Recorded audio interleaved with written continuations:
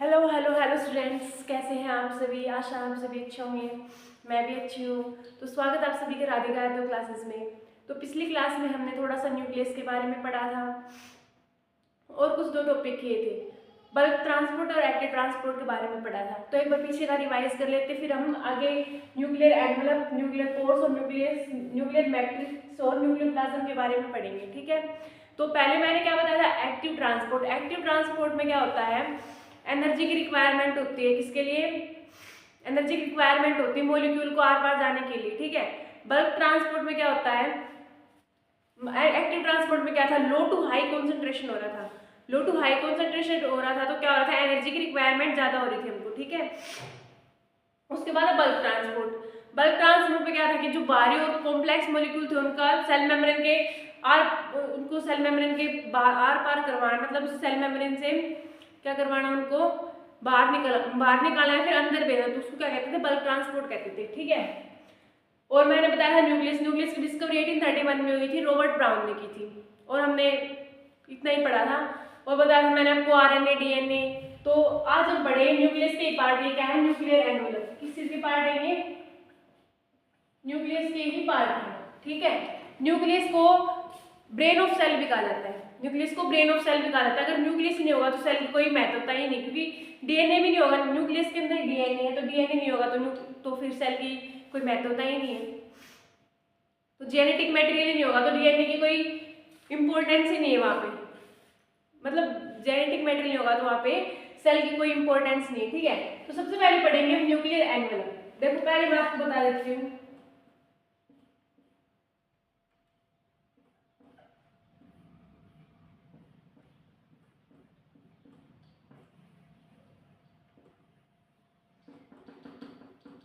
देखो सभी, ये क्या है, डीएनए हमारा। कि न्यूक्लियस के अंदर ये क्या पड़ा हुआ है, डीएनए पड़ा हुआ है। ठीक है। और यहाँ पे क्या है, न्यूक्लियोप्लाज्म है, न्यूक्लियोप्लाज्म। ठीक है। उसके बाद ये क्या है, आउटर मेम्ब्रेन है, बाहर से दिख रहा है, बाहर वाले मेम्ब्रेन को आउटर मेम्ब्रेन कहते हैं, आउटर मेम्ब्रेन।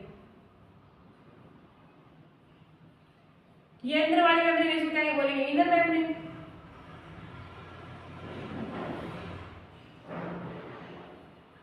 इनर मेम्ब्रेन, ये क्या है, इनर मेम्ब्रेन है। ठीक है। बात समझ में आई सभी को। यहाँ पे क्या पढ़े हुए हैं, प्रोटीन्स की फॉर्म में क्या पढ़े, राइबोसोम्स। राइबोसोम्स। और ये क्या है, RNA, single code RNA, ribonucleic acid. ठीक है।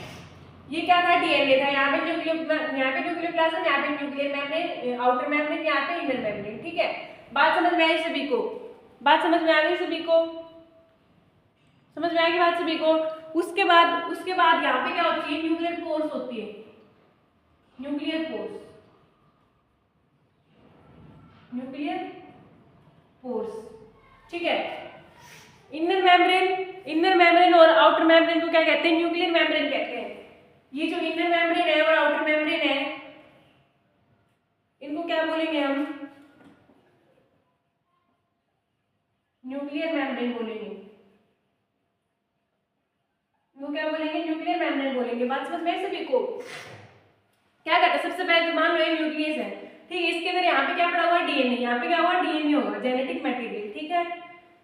जेनेटिक मटेरियल इंपॉर्टेंट कॉन्सेप्ट है, ध्यान से समझना सभी। ठीक है। यहाँ पे क्या पड़ा हुआ है, जेनेटिक मटेरियल, डीएनए पड़ा हुआ है। ठीक है। उसके बाद यहाँ पे ये जो पोर्स, इसके बाहर क्या होती है, आउटर मेम्ब्रेन और इनर मेम्ब्रेन होती है। ये वाली आउटर मेम्ब्रेन, अंदर वाली इनर मेम्ब्रेन। आउटर मतलब बाहर वाली मेम्ब्रेन, इनर मतलब अंदर वाली मेम्ब्रेन। ठीक है। और उसके बाद यहाँ पे क्या पड़े हुए होते हैं, राइबोसोम्स। और क्या पड़े होते हैं, RNA. RNA means ribonucleic acid, ribonucleic acid. ठीक है। आरएनए की फुल फॉर्म है राइबोन्यूक्लिक एसिड। और यहाँ पे पड़ा हुआ राइबोसोम, प्रोटीन्स की फॉर्म में। ठीक है। और ये जो न्यूक्लियोप्लाज्म है, यहाँ पे न्यूक्लियोप्लाज्म पड़ा हुआ है, यहाँ पे इधर ये मैट्रिक्स होता है। ठीक है। न्यूक्लियर मैट्रिक्स होता है, इसको न्यूक्लियोप्लाज्म बोलते हैं। और इनर मेम्ब्रेन और आउटर मेम्ब्रेन को क्या बोलते हैं, न्यूक्लियर मेम्ब्रेन बोलते हैं। ठीक है। बात समझ में आई सभी को। इनर मेम्ब्रेन और आउटर मेम्ब्रेन को क्या बोलते हैं, न्यूक्लियर मेम्ब्रेन बोलते हैं। और यहाँ पे क्या होती है, न्यूक्लियर पोर्स होती है। ठीक है, यहाँ पे क्या होती है, न्यूक्लियर पोर्स होती है। अब देखो, अब समझते हैं। सबसे पहले क्या कहते हैं, न्यूक्लियर एनवेलप। न्यूक्लियर एनवेलप किसे कहते हैं? It is a double layer covering cell nuclear membrane. The outer membrane of the nucleus is derived from endoplasmic reticulum. जो क्या कहता है कि डबल लेयर कवरिंग होती है सेल की, न्यूक्लियर मेम्ब्रेन। इसमें ये न्यूक्लियर एनवेलप क्या होता है, जो डबल लेयर होती है ना सेल के आर पार कवरिंग, डबल लेयर की कवरिंग होती है ना, इसको बोलते हैं न्यूक्लियर मेम्ब्रेन या न्यूक्लियर एनवेलप। और इसके ये जो बाहर पड़ा हुआ ना, ये यहाँ पे इसके ऐसे क्या होती है, ऐसे ऐसे एक रेटिकुलम होती है, वो उसके बारे में हम बाद में पढ़ेंगे। ऐसे एक रेटिकुलम होती है, एंडोप्लाज्मिक रेटिकुलम बोलते हैं जिसको, ठीक है। ऐसे सेल के यहाँ पे क्या पड़ी होती है, एंडोप्लाज्मिक रेटिकुलम पड़ी होती है सेल, और मिली है ये भी, इसके बारे में हम आगे पढ़ने वाले हैं डिटेल में, ठीक है।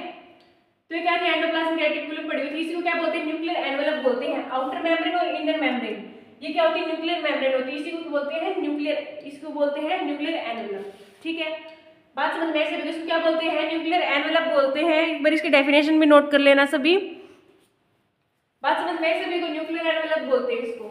उसके बाद है न्यूक्लियर पोर्स। न्यूक्लियर पोर्स क्या होती है? Nuclear membrane has pores regulate the movement of materials in and out of cell. Nuclear membrane के पास क्या होती है, पोर्स होती है, ठीक है। रेगुलेट द मूवमेंट, जो क्या करती है, मटेरियल के अंदर जो मूवमेंट हो रही है ना, उस सेल के अंदर जो मटेरियल है उसके अंदर जो मूवमेंट हो रही है उनको रेगुलेट करती है, उनको बताती है, ठीक है। बात समझ में आ रही सभी को? न्यूक्लियर एनवेलप क्या था, एक double membrane bound cell, double layer covering cell nuclear membrane. देखो, आउटर मेम्ब्रेन और इनर मेम्ब्रेन डबल लेयर हो गई, इसको बोलते थे न्यूक्लियर मेम्ब्रेन, ठीक है।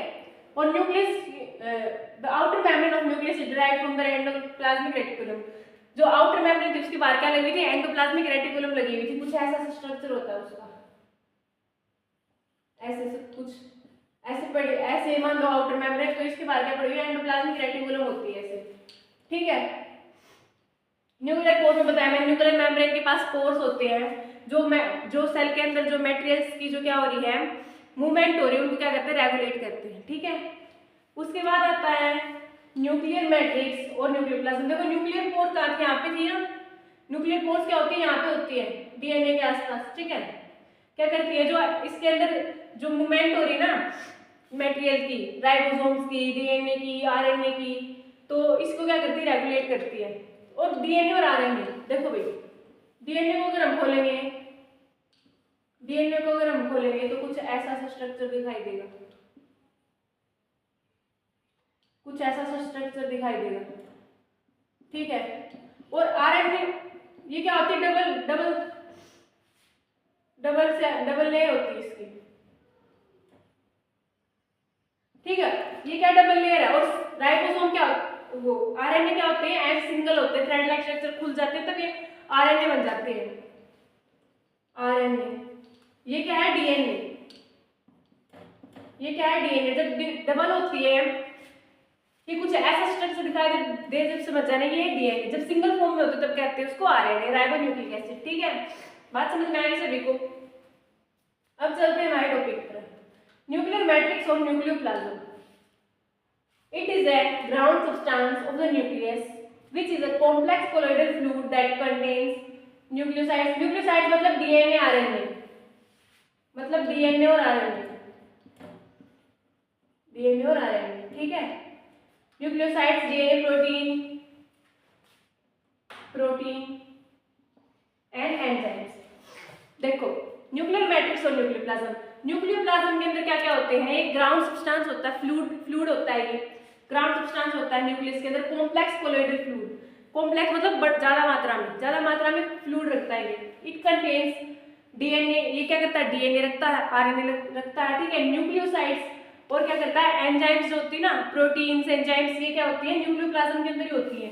ये तो सारा मैट्रिक्स पड़ा है, सारा क्या है, न्यूक्लियोप्लाज्म के अंदर आता है, ठीक है। बात समझ में आई सभी को? ये सारा जो मैट्रिक्स पड़ा होता है न्यूक्लियोप्लाज्म के अंदर ही आता है। सभी को nuclear envelope, nuclear pores, nuclear matrix और न्यूक्लियोप्लाज्म समझ में आ गया होगा?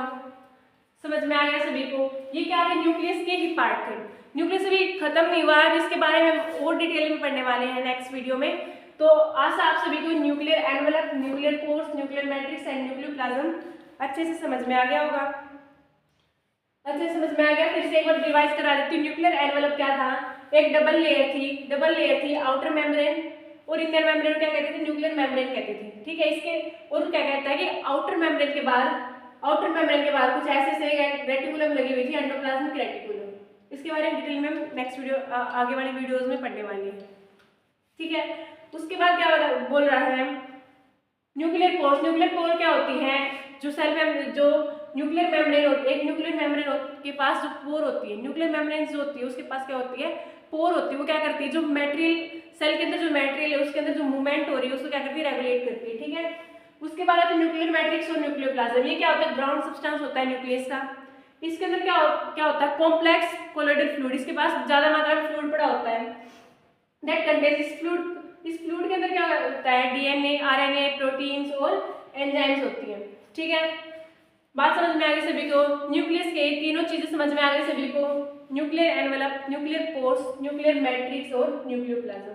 ठीक है, आज सब सभी को ये तीनों चीजें समझ में आ गई होंगी। तो मिलते हैं नेक्स्ट वीडियो में। नेक्स्ट वीडियो में हम न्यूक्लियस के बारे में और डिटेल में पढ़ने वाले हैं। तो मिलते हैं नेक्स्ट वीडियो में। Bye bye all of you.